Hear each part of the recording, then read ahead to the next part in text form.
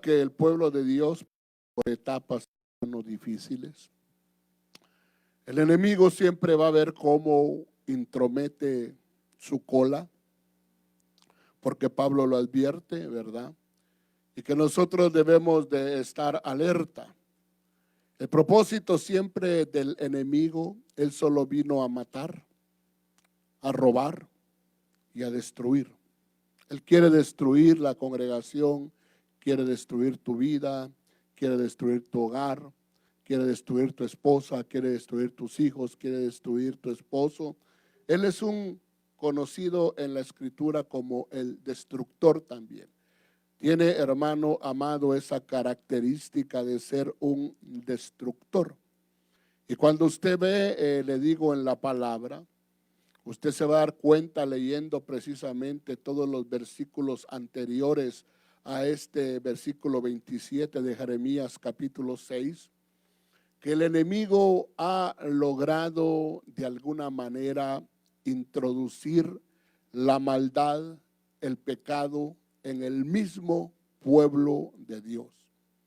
Y entonces el Señor se ve en la necesidad de exhortarles, haciéndoles ver precisamente que ellos tristemente se han desviado, incluso se han apartado del camino. Por eso en ese versículo, en ese capítulo está, hermano, el famoso pasaje: paraos en los caminos, preguntad cuál es el buen camino, andad por él, ¿verdad? Y usted se va a dar cuenta, le digo, de que ellos tristemente los había alcanzado el pecado.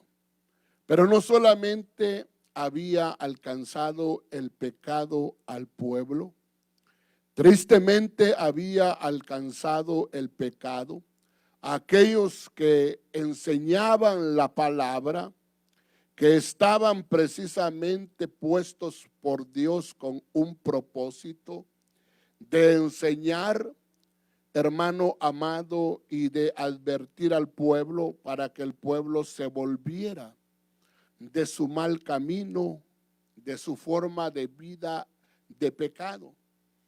Pero como tristemente también alcanzó el pecado al profeta y al sacerdote, ambos, el profeta y el sacerdote, estaban pecando de la misma manera. Entonces no tenían la solvencia moral, no tenían, hermano amado, la facultad de tratar de hacer volver al pueblo de esa mala conducta, porque ellos mismos andaban en malos pasos, ¿verdad?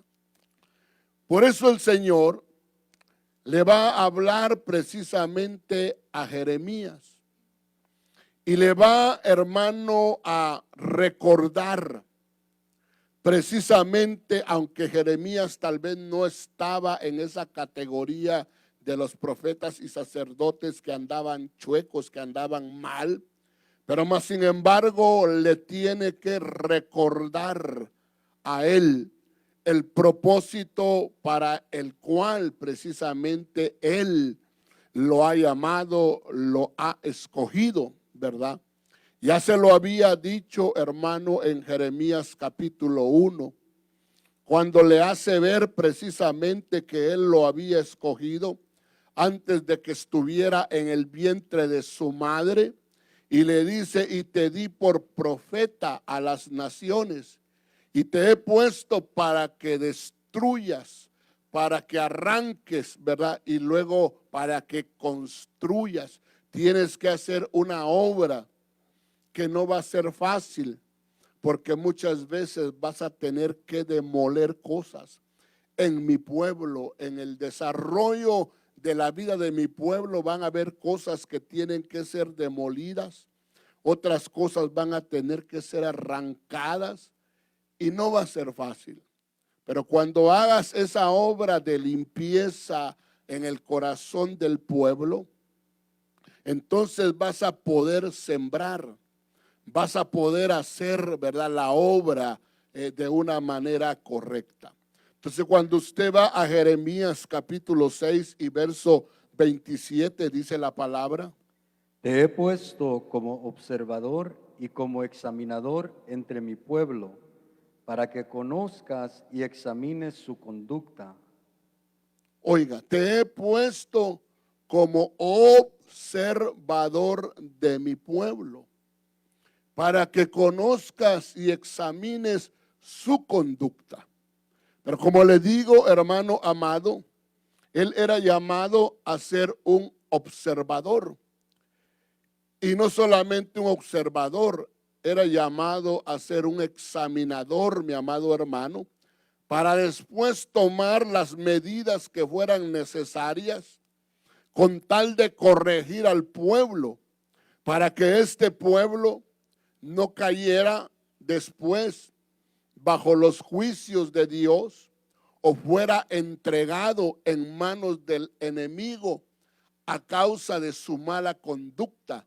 Porque lo que usted ve en Jeremías, versículos anteriores, es la entrega que Dios tuvo que hacer precisamente del pueblo, y que los babilonios, hermano amado, fueran los agentes que él iba a utilizar tanto para castigar como para corregir y tratarlos de hacer volver. Y por eso, hermano, cuando uno es llamado de parte del Señor al ministerio, al liderazgo, una de las cosas, hermano, que yo tengo que entender es que yo no fui llamado solamente para predicar la palabra. Claro que, hermano amado, le digo, predicarla con todo mi corazón. La tengo que predicar a tiempo y fuera de tiempo, dice la Escritura. Debo, hermano, de enseñar al pueblo, pero no cabe duda que el trabajo del pastor va más allá, el trabajo del que está al frente va más allá. Y cuando usted ve, por ejemplo, en la Escritura, usted se va a dar cuenta que hay malos pastores, pésimos pastores, y hay, hermano amado, indudablemente pastores que hacen su trabajo, que tratan, hermano, de hacer lo mejor posible. Y por eso es que el Señor, cuando Él se presenta a sí mismo como pastor, Él se presenta y dice: yo soy el buen pastor. Entonces yo me pregunto, ¿qué hace a alguien un buen pastor? ¿Qué hace a alguien ser un buen pastor? El que predique bien, el que enseñe bien.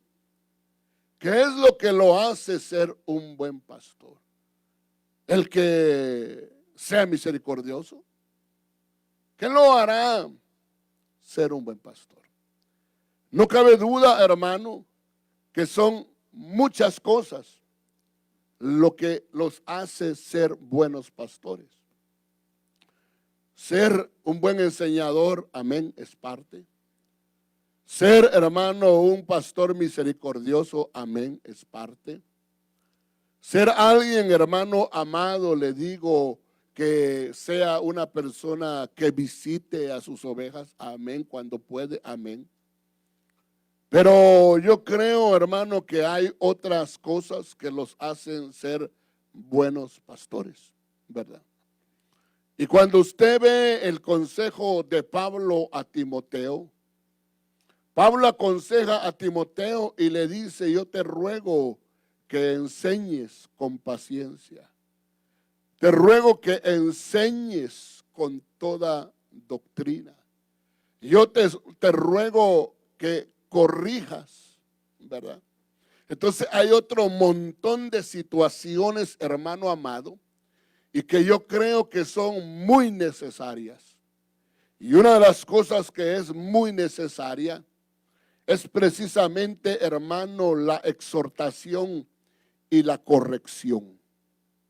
Porque el camino del pueblo, cuando el pueblo o una oveja se está desviando, debe de ser exhortada para que regrese al camino, y debe de ser, hermano, corregida si en algún caso está viviendo una vida diferente a lo que se supone que debe, hermano, de ser la vida de un creyente.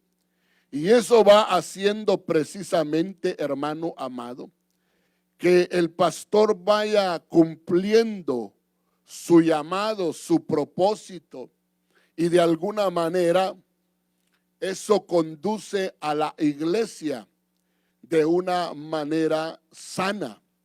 Le digo, el enemigo siempre va a querer meter enfermedad espiritual aquí, siempre va a querer meter pecado, rebelión, división, tantas cosas, ¿verdad?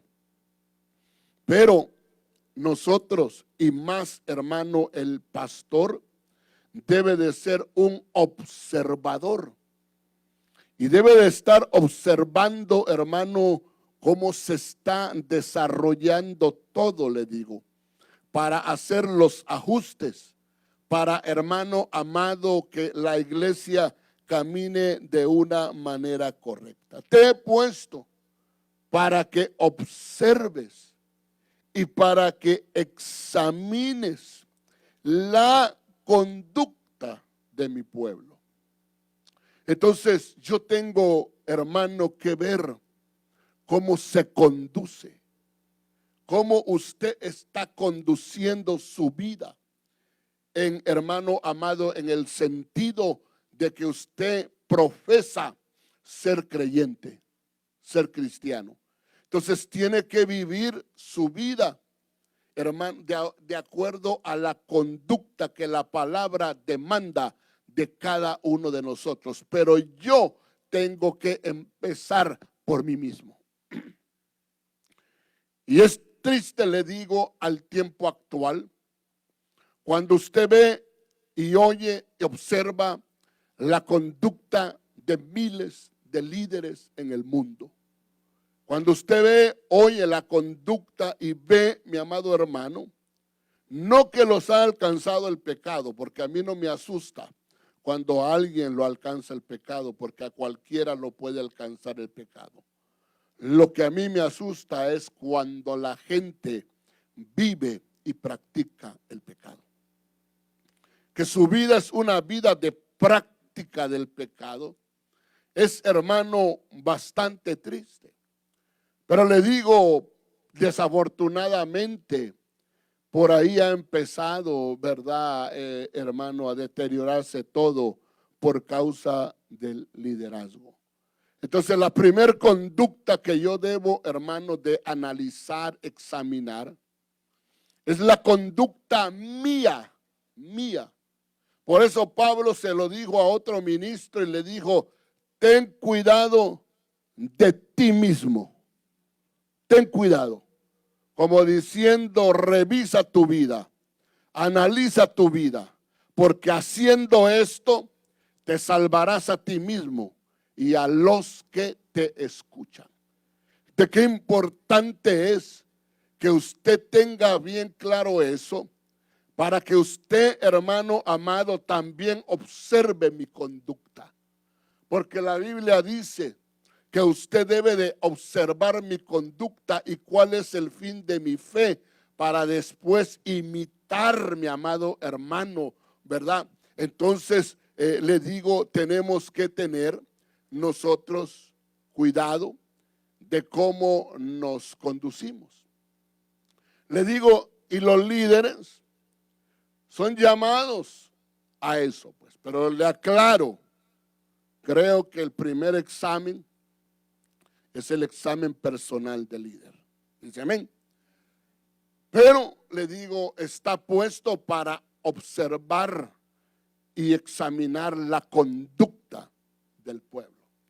Y por eso usted ve lo que el hermano Jorge predicaba hace unos días atrás, si no me equivoco, y solo quisiera mencionar el texto en el libro de Levíticos capítulo 14 y verso 36. Levíticos 14 y verso 36. Amén. Dice, el sacerdote entonces ordenará que desocupen la casa antes de que él entre para examinar la marca. a fin de que nada se contamine en la casa, y después el sacerdote entrará y examinará la casa. Ya vio, hermano amado, el sacerdote, aparte de que examinaba personalmente, hermano, dice la escritura en Levíticos 13, él examinaba al leproso, ¿verdad?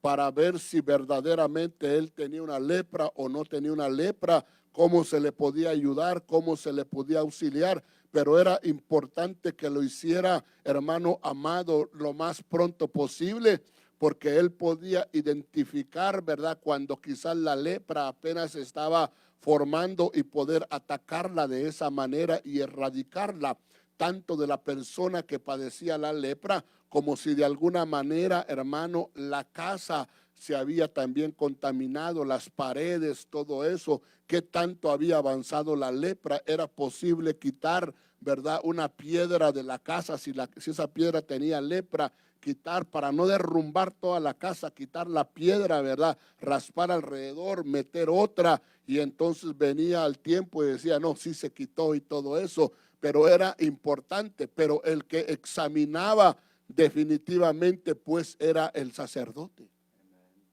Y por eso le digo yo, es una bendición. Usted debe de ver una bendición cuando en la congregación hay líderes, hay pastor, hermano amado, ayudas, ¿verdad?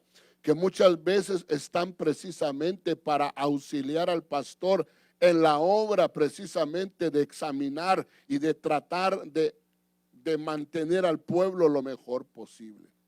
Dentro de estas ayudas está, hermano, por ejemplo, el pastor de jóvenes. Dentro de estas ayudas están, hermano, los ancianos. Dentro de esas ayudas, mi amado hermano, están, por ejemplo, el encargado de diáconos. Él tiene que, hermano, estar pendiente y observando precisamente a sus diáconos, ¿verdad?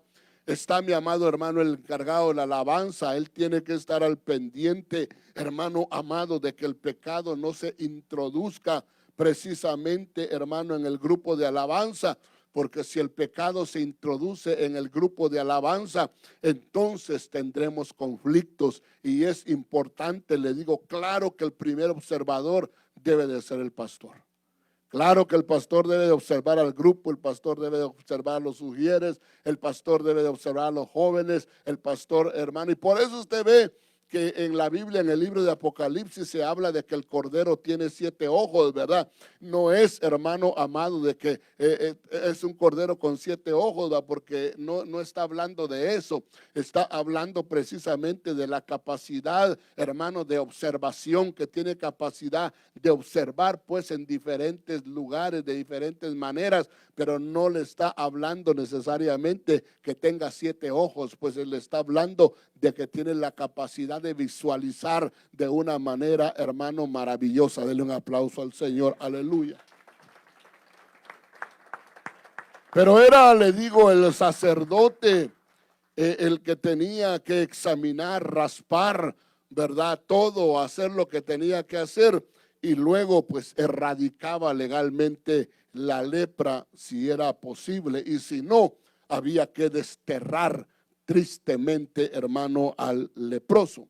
Pero le digo, dentro de la examinación, pues, ¿verdad? Hay que ver cómo la gente se conduce. ¿Cuál es la actitud? ¿Cómo es que se desarrolla? ¿Cómo es que actúa, verdad? Incluso en nuestras relaciones entre nosotros. A veces hay que corregir a gente que actúa mal con su hermano, que lo trata mal, ¿verdad? Que hermano amado le hace daño. Hay que corregir todas esas situaciones. Pero si no se hacen, ¿por qué debe, hermano, de observarse la conducta y corregirse? Porque si no se corrige la conducta, entonces nosotros empezamos a imitar. Y Pablo dice, no imitéis lo malo, porque somos imitadores. Usted sabe que imitamos, ¿verdad? Y usted lo ve eso, los niños desde chiquitos imitan, van imitando y van haciendo lo que ven al padre. No lo hacen muchas veces porque el padre se haya sentado y les haya dicho, haz así, mira, no. Muchas veces lo hacen, le digo, hermano amado, imitando la conducta. Y por eso, si usted se da cuenta que si usted camina todo mal, sus hijos van a caminar mal. Yo un día, ahí está mi esposa que no me dejará mentir. A mí me gusta jugar con mis nietas y un día me puse a caminar así, mire.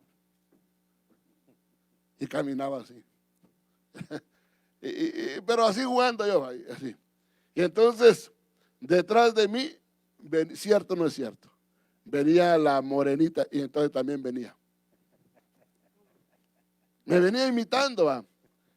Ya cuando yo vi que me venía imitando, empecé a hacer otro montón de formas de caminar y le hacía lo mismo por imitación, viendo precisamente lo que yo estaba haciendo. Entonces, eso fue precisamente lo que les preocupó a aquellos personajes consejeros del rey Asuero. Cuando ellos se dieron cuenta cómo actuó Vasti a la orden de su esposo, cómo reaccionó delante de él. Y entonces se dieron cuenta que esa conducta no podía ser tolerable. Entonces leemos en el libro de Esther, en el capítulo 1 y verso 17, si no me equivoco.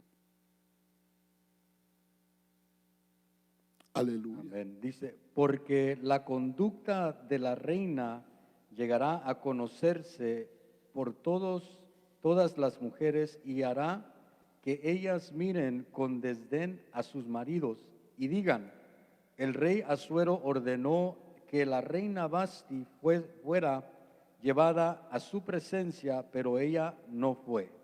¿Pero qué dice de la conducta? Dice,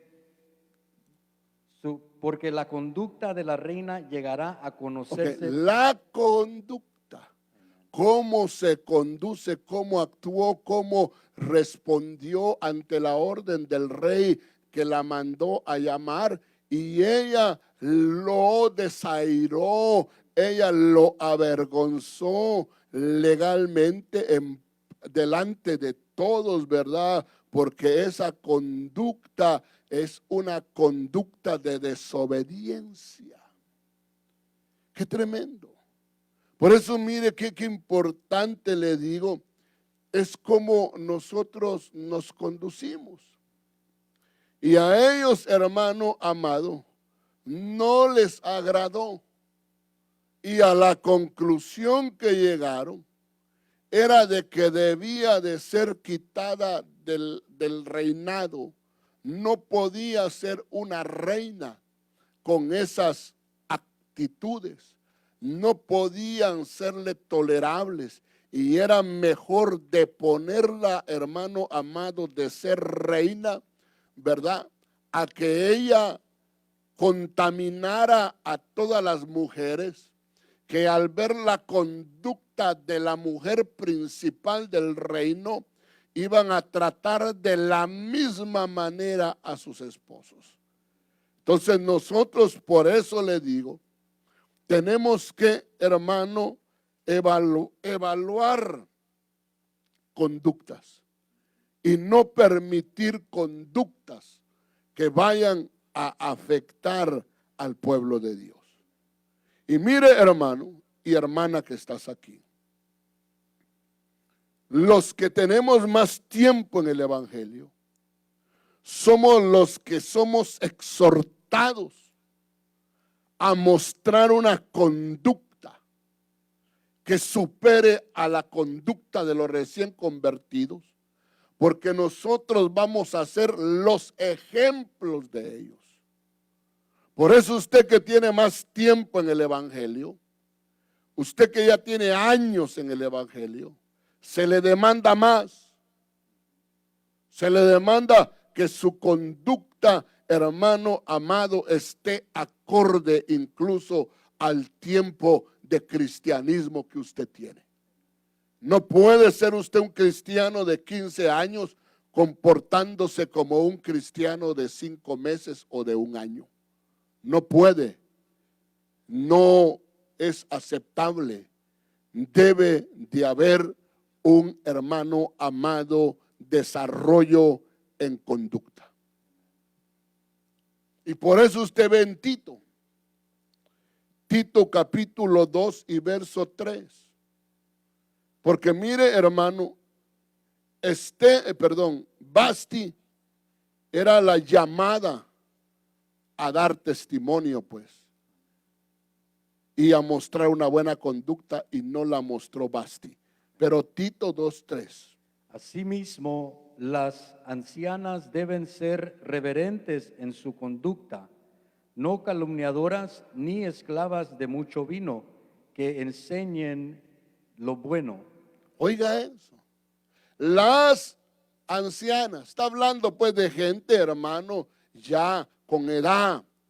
No es tolerable que se sigan comportando como mujeres, hermano, caprichosas de 15 años, de 21 años. Eso está bien cuando están en la adolescencia, ¿verdad? Que no entienden muchas cosas, pero ya, hermano amado, cuando ya tienen hijos, tienen todo, ¿verdad? Entonces, hermano, ya ha habido un desarrollo. Debe de haber una conducta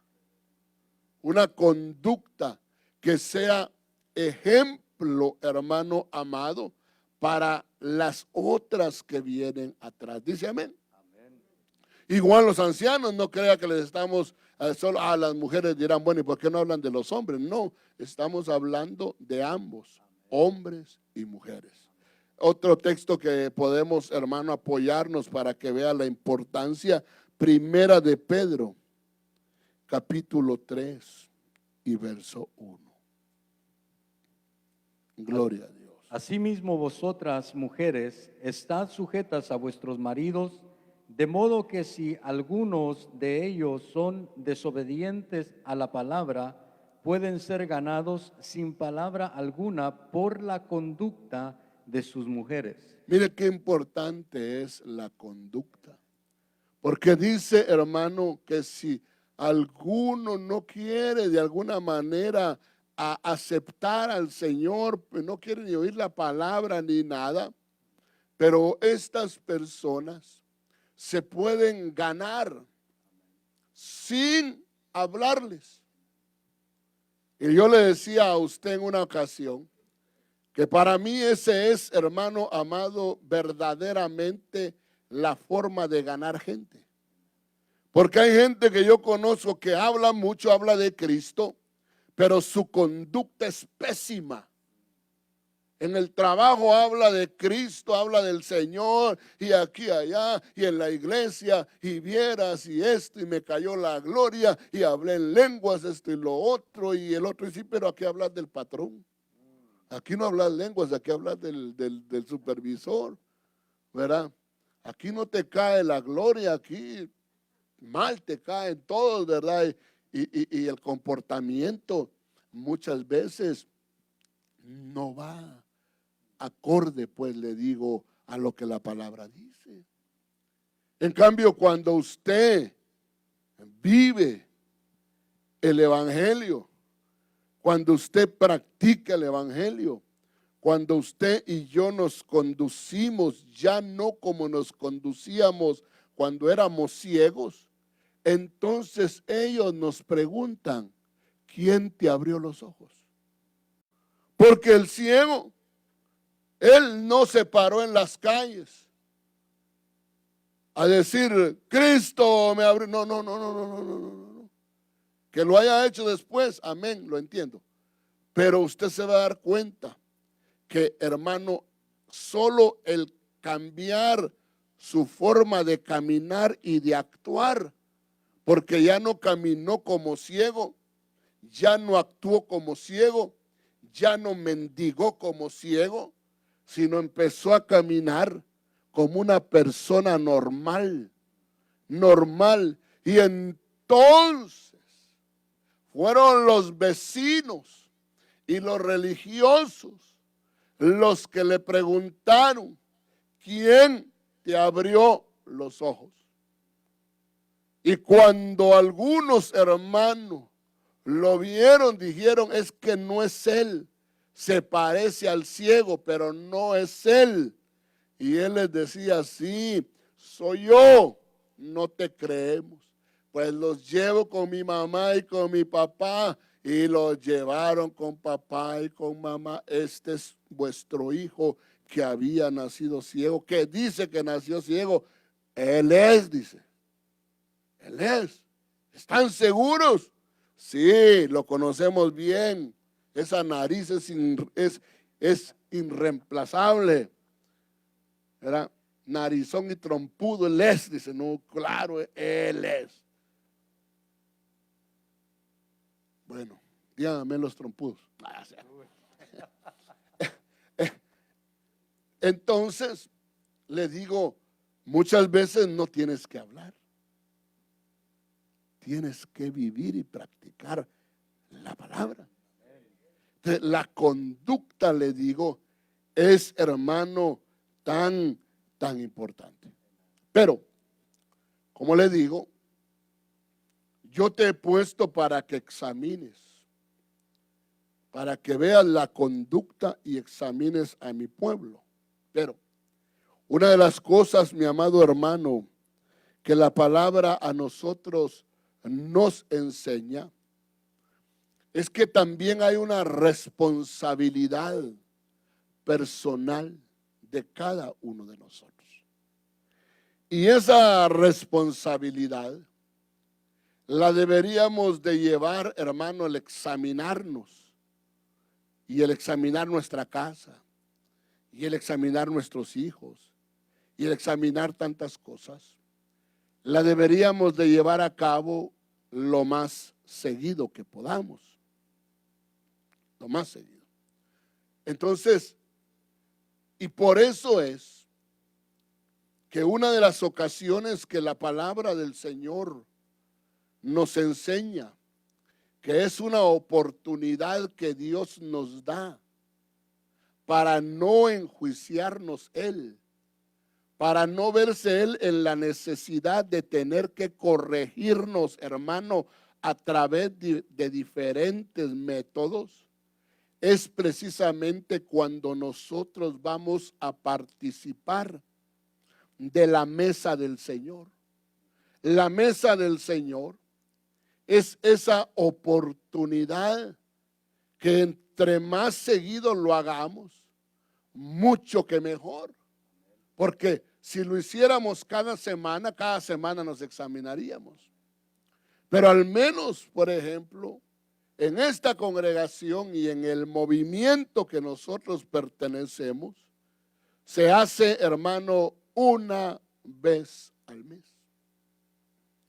Lo hacemos, hermano, una vez al mes, para traer al pueblo precisamente al examen de ellos mismos y al examen mío como líder también, ¿verdad? Pero le digo, hay gente que desafortunadamente evade el venir en este día y evaden el examinarse y no se dan cuenta que es la oportunidad de Dios no solamente para que ellos se examinen, sino para que ellos se pongan a cuentas con Dios, porque Él dice en su palabra y dice en Isaías, venid y estemos a cuentas. Si vuestros pecados fueren rojos como el carmesí, si ustedes se ponen a cuentas, vendrán a ser como blanca lana. Yo perdonaré sus pecados, porque un corazón contrito y humillado, Él no lo va a rechazar. Pero se necesita, le digo, el examen. Y que muchas veces, le digo, Él incluso antes de participar de la cena nos habla por profecías. Nos exhorta a través de la profecía, hermano, y nos dice a veces a algunas personas, no a todos, porque no todos estamos en el mismo, hermano amado, a veces situación, pero hay algunos que están a la orilla del camino. Hay otros, hermano amado, ¿verdad?, que no están a la orilla del camino. Hay algunos que ya se fueron, hermano. Se han alejado. Y antes de que eso suceda, le digo de que apostaten y se aparten de lo que antes creían, ¿verdad? Dios les habla. Hermano, a veces la gente está diciendo, la apostasía viene. Hermano, yo me sonrío, porque la apostasía no viene, la apostasía ya está. La apostasía, mi amado hermano, ya está en acción. Si usted viera los cientos de miles, hermano, de cristianos que ya no están buscando de Dios. Piense usted un momentito. Y piense, hermano, en unos 20 años o 15 años o 10 años atrás o 8 años atrás. Piense y mediten, hermanos, que ya no están. Y usted dirá, bueno, está en otra iglesia. Bueno, fuera. Me alegraría con todo mi corazón que estuvieran en otro movimiento buscando de Dios. Me gustaría que estuvieran. Pero tristemente, hermano, muchos de ellos ya no buscan de Dios. Se han, hermano, apartado. Y si usted los encuentra y les pregunta si están mal, le van a decir que no. Y si usted les pregunta, ¿por qué yo supe que ya no vas? Entonces te dicen y se van, ¿verdad?, por su lado y dicen, no, es que en la iglesia, aquí y allá, esto y lo otro. Y tratan de justificar su nueva forma de vivir, abandonando el camino. Y si usted le pregunta, ¿tú crees que eres un apóstata? Ah, no, yo nomás estoy tomando unas vacaciones, dice. ¿Verdad? Lo más triste es que no se dan cuenta que la palabra dice para algunas personas, por cuanto no tuvieron amor para la verdad, Dios les envía un espíritu de error para que crean a la mentira. Y entonces ellos a veces se creen sus mismas mentiras, que están bien estando mal. Esto, hermano, es bastante delicado. Pero dice precisamente esa oportunidad que el Señor nos da en 1 Corintios 11:28. Ya voy terminando. 1 Corintios 11:28. Por tanto, examínese cada uno a sí mismo. Ok, examínese cada uno. No se trata de que examines tú a tu vecino. Olvídate de tu vecino, hermano, en este momento. La Biblia dice, examínate a ti mismo. Porque a veces somos buenos para examinar, le digo a los hijos de los hermanos, somos buenos para examinar a la esposa, al esposo, pero cometemos el error de no examinarnos a nosotros mismos. Síguele, ¿cómo decía? Y entonces coma del pan y beba de la copa. Ok, pero examínese cada uno a sí mismo. a sí mismo. Porque si no nos examinamos, entonces, hermano amado, el Señor va a entrar en acción. Y por eso dice que algunos, cuando toman la cena del Señor, la toman, hermano, de una manera sin arrepentimiento y están mal. Entonces dice, algunos están enfermos, otros están debilitados o debilitados primero y luego enfermos, y algunos, dice, mueren. Pero si nos examináramos a nosotros mismos, no seríamos condenados, hermano amado, porque ya nos hemos juzgado y reconocemos que hemos fallado y le pedimos perdón al Señor. Pero si nos examinamos a nosotros mismos, Yo le hago una pregunta. ¿Qué le pasaría a David, que fue capaz de examinar a otro y condenarlo y no examinarse a sí mismo? Porque cuando el profeta Natán llegó y le dio, hermano, la parábola que usted ya conoce del hombre rico que le robó la oveja, ¿verdad?, al hombre pobre, la única ovejita. Y entonces dice, hermano, que cuando David oyó aquella parábola del rico robándole la única oveja al hombre pobre, se encendió en ira y entonces dijo, ese hombre debe de pagar 4 veces por lo que hizo. O sea, estaba, hermano, juzgando a otro, pero no se había juzgado a él cuando él cometió, hermano amado, la falta. Y entonces la sorpresa, usted ya la sabe, de Natán, ¿verdad? David, ese hombre eres tú. Entonces, ese hombre puede ser tú. Ese hombre puedo ser yo. Que estoy juzgando a otro, hermano, y condenándolo, dándome, sin darme cuenta, mi amado hermano, que yo practico y hago lo mismo. Le digo, por eso es triste, triste lo que está pasando a nivel mundial, mi amado hermano. Triste. Porque debería de haber, le digo, la capacidad de examinación propia en los líderes, en cada uno de nosotros. Si el Señor no quiere, hermano, aniquilarnos, tú que me ves a través de la pantalla, el Señor lo que quiere es, hermano, ayudarnos. Si quiere ayudar al pueblo, ¿usted cree que no quiere ayudar a sus pastores? Si quiere ayudar a sus ovejas, ¿cuánto más no va a querer, hermano, sanar, restaurar, liberar, limpiar a su pastor? Al que él llamó y puso, hermano, es lógico que él quiere hacer eso, pero el enemigo nos ha engañado, hermano amado, y nos ha hecho precisamente el ocultar el pecado, el ocultar la falta y no buscar el oportuno socorro. Otro hermano que le pasó exactamente lo mismo, solo se lo voy a mencionar, es, hermano amado, el juez que juzgaba a otros, llamado Sansón. Sansón juzgaba, hermano, casos. A Sansón le llegaban, hermano, problemas familiares donde tal vez la esposa le decía, aquí traigo a mi marido, mire, mi marido, desventurado, se metió con una prostituta.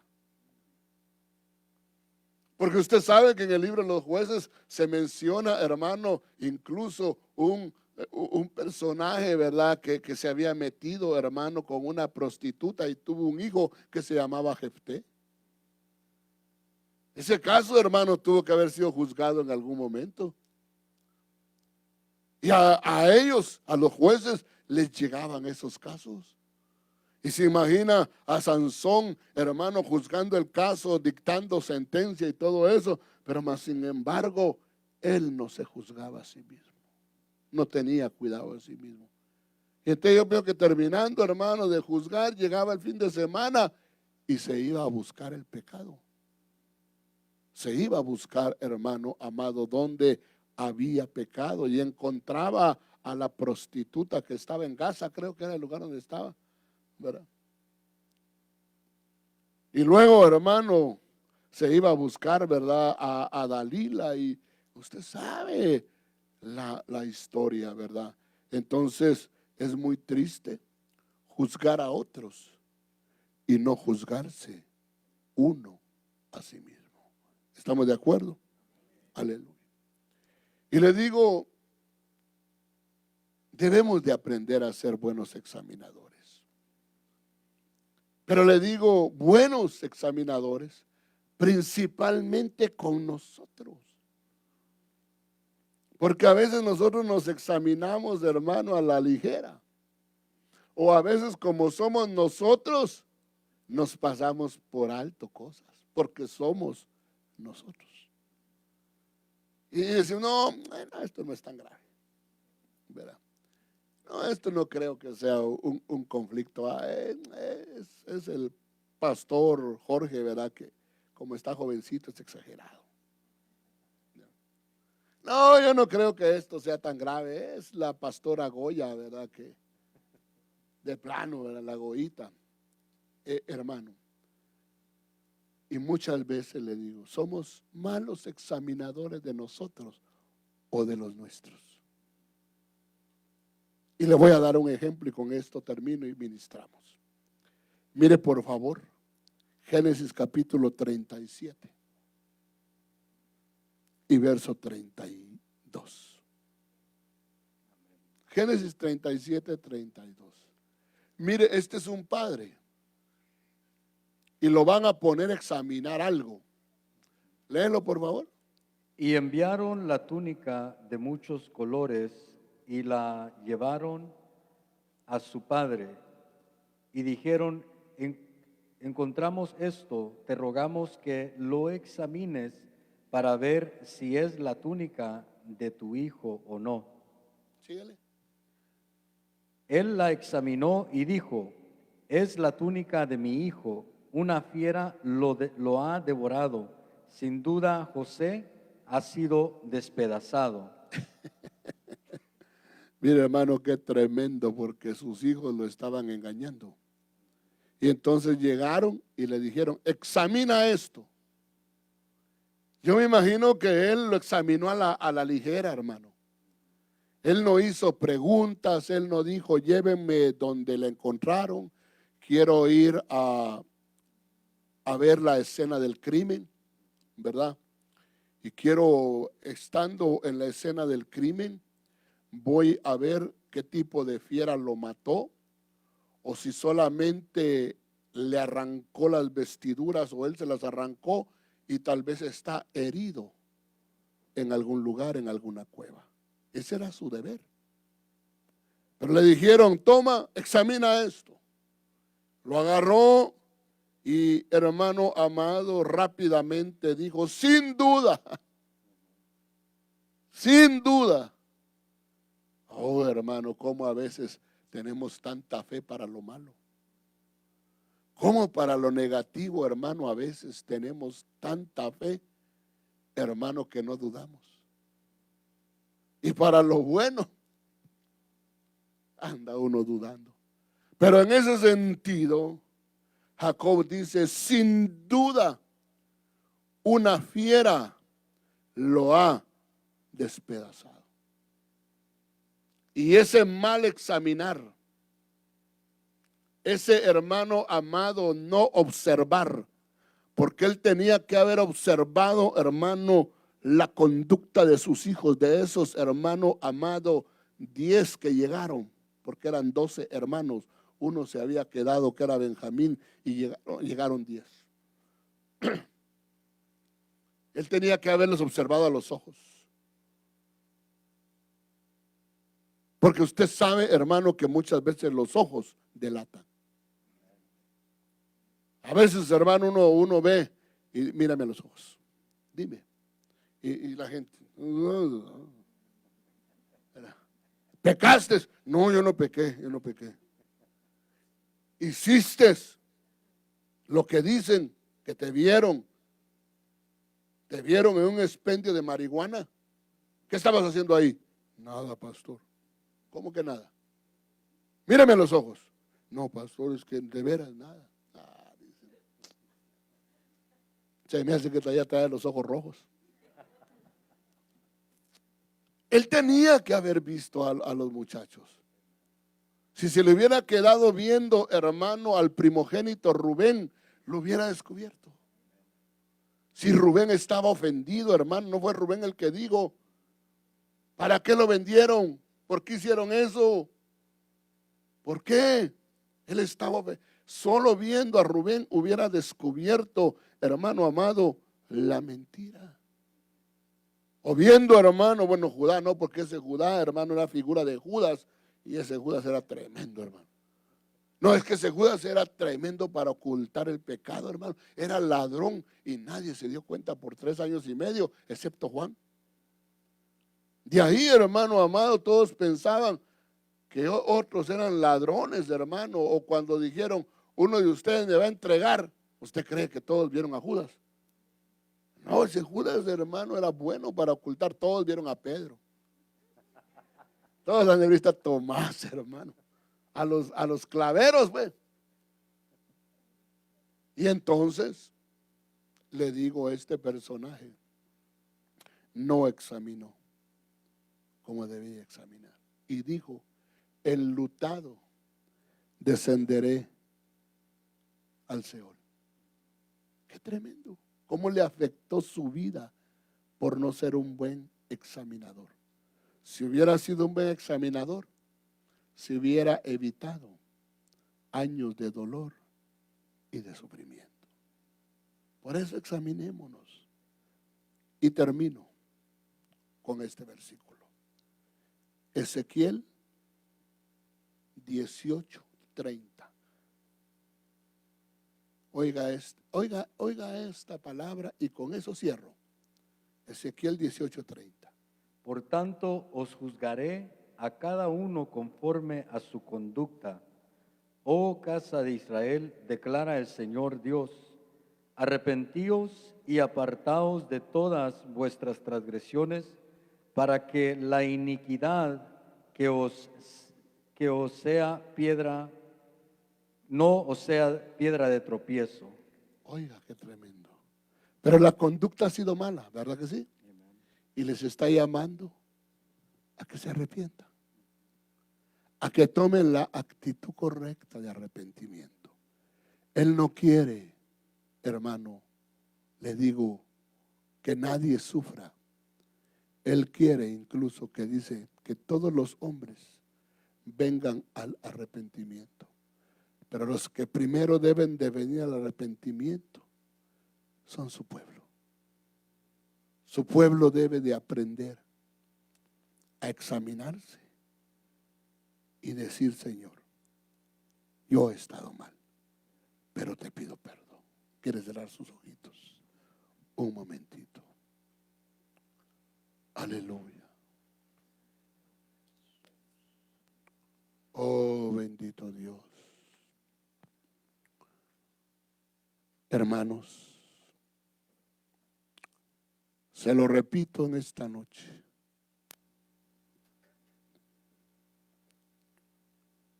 Mi deseo es no solamente enseñarle la palabra, sino exhortarlo, llamarlo al arrepentimiento. Mi deseo es, hermano, también poder corregirlo. Si hay necesidad de corrección en su vida, porque para usted es bueno, para mí también, muy bien para mí también. Pero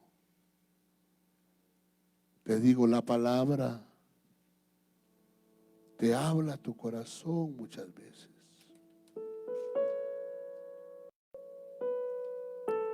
Si por X motivo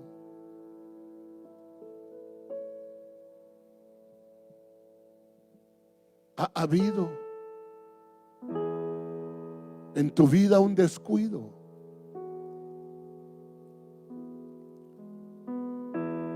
y ha aparecido una mancha blanca lustrosa,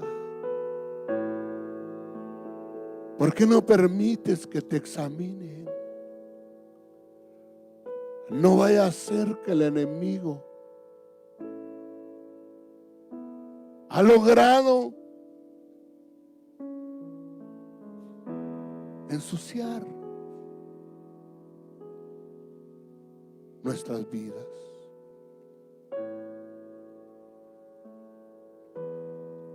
Y esa mancha, hermano, puede ser tratada a tiempo.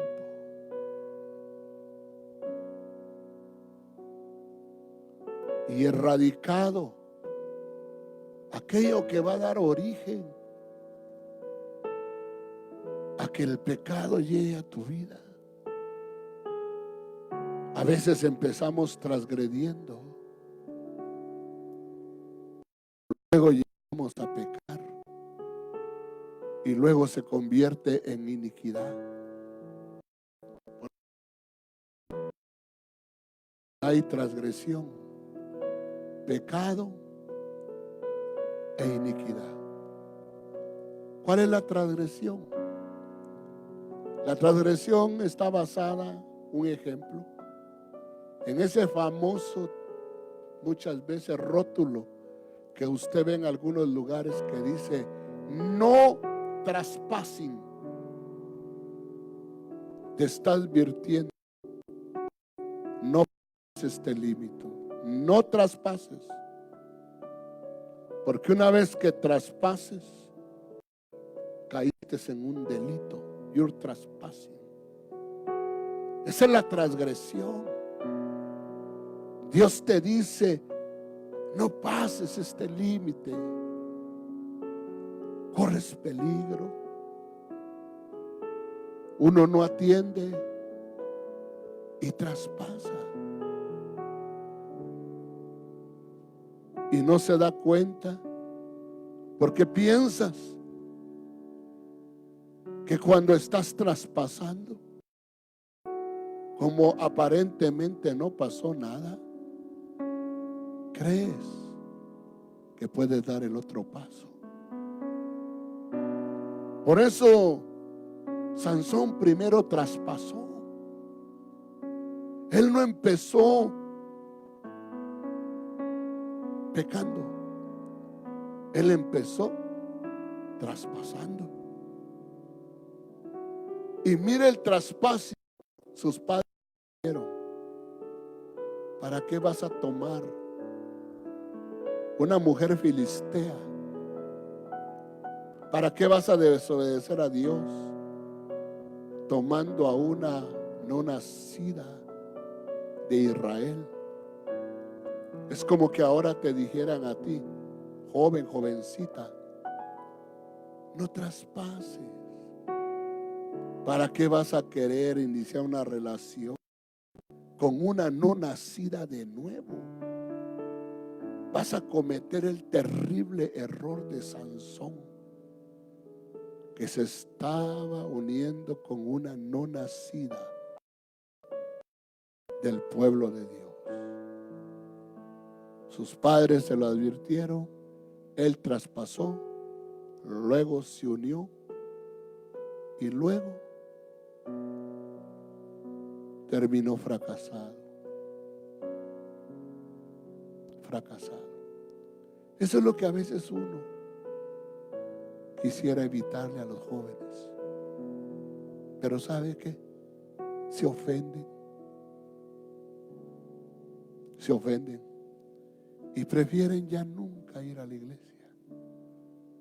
Con el paso de los años, no es que uno lo desee, pero con el paso de los años se dan cuenta del gran error que cometieron. Pero Padre, en esta noche yo te agradezco por la oportunidad que me das de poder con tu pueblo, Señor, acercarnos a esta mesa, que es una mesa, Señor, de limpieza,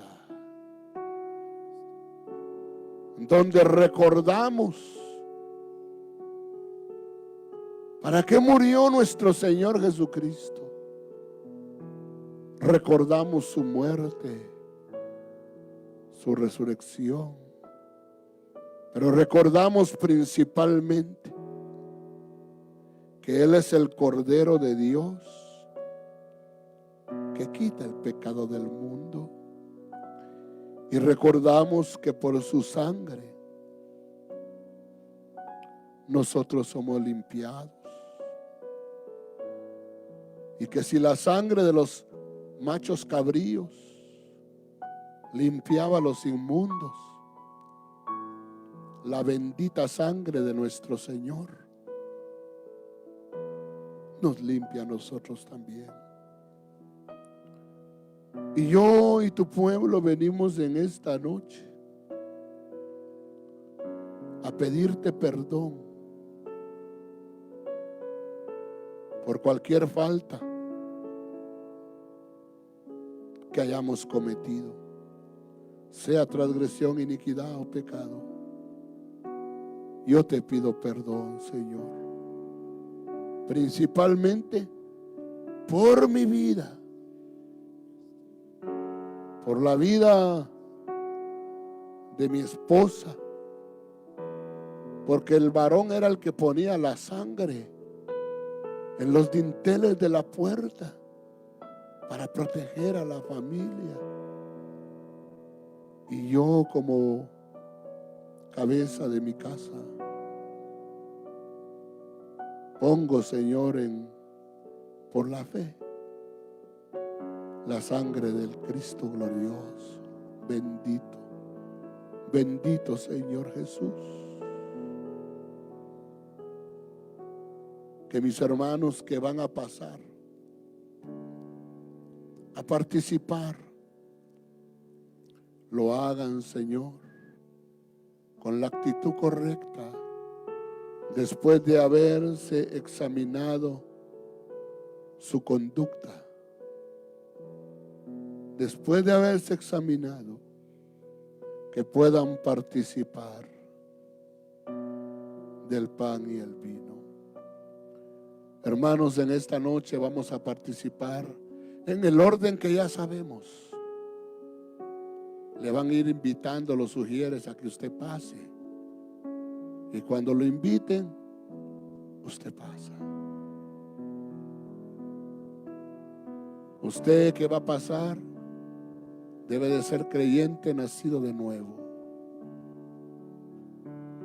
Creyente nacido de nuevo. Hermano,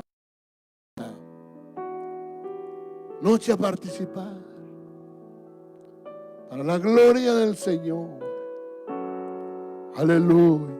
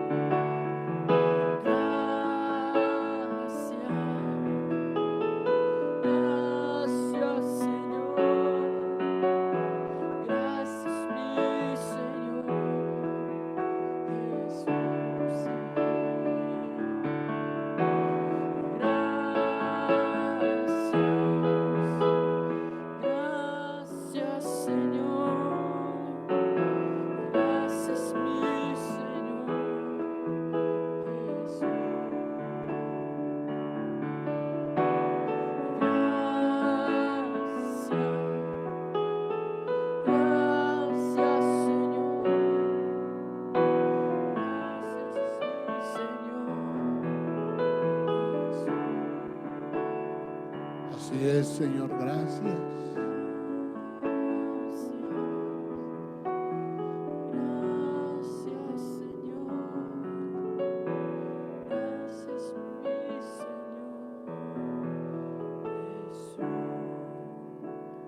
Oh, bendito, bendito, bendito Señor.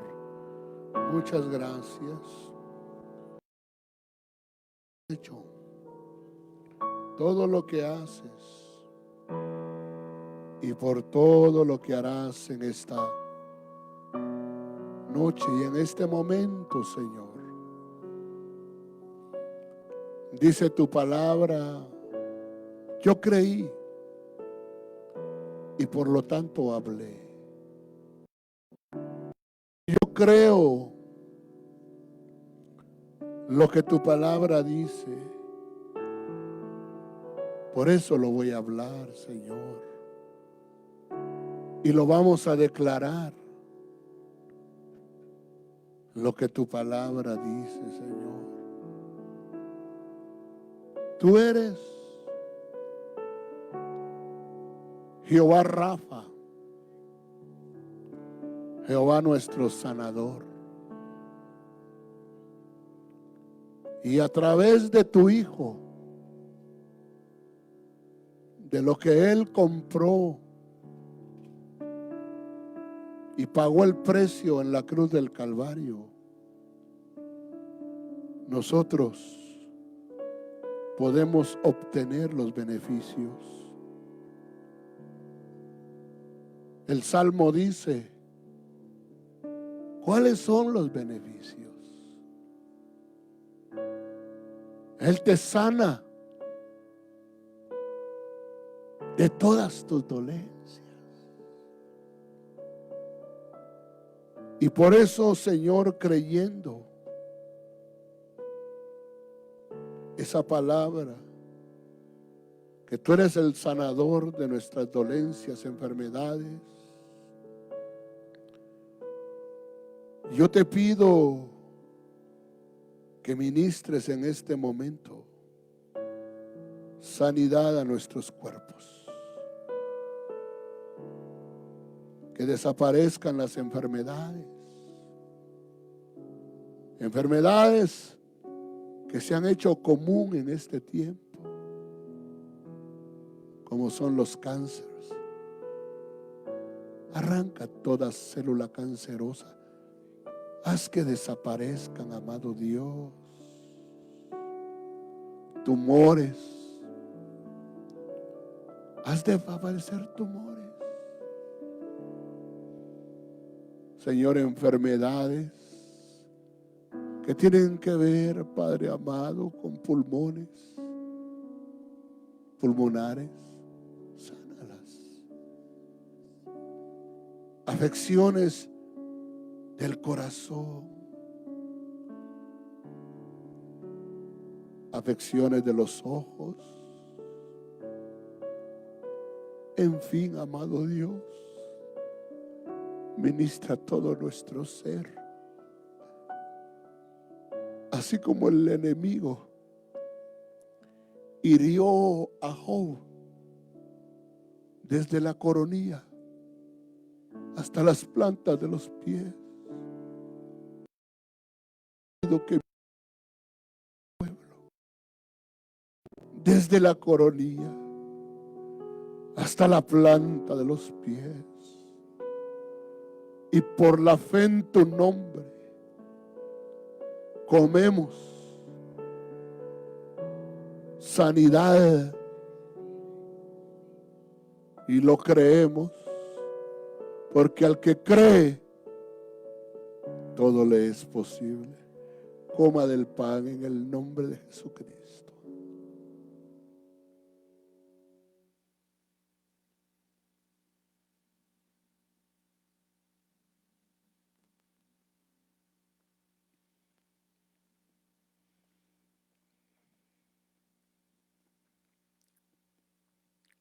Gracias, Señor. Gracias, Jehová Rafa. Gracias, bendito Dios. También la sangre del Cristo glorioso. La copa también de la salud que dice el Salmo. Alzaré la copa de la salud o de la salvación. Padre, en el nombre de tu Hijo amado, recibimos la limpieza, porque el vino, dice Génesis 49, que es la sangre de la vid, la sangre de las uvas, es el vino. Y por eso, Señor, en representación de tu sangre, celebramos nuestra cena con vino, Señor. Y te pido que así como dice la Escritura, que la sangre nos limpia de todo pecado, así se ha hecho en este momento. Tome de la copa en el nombre de Jesucristo.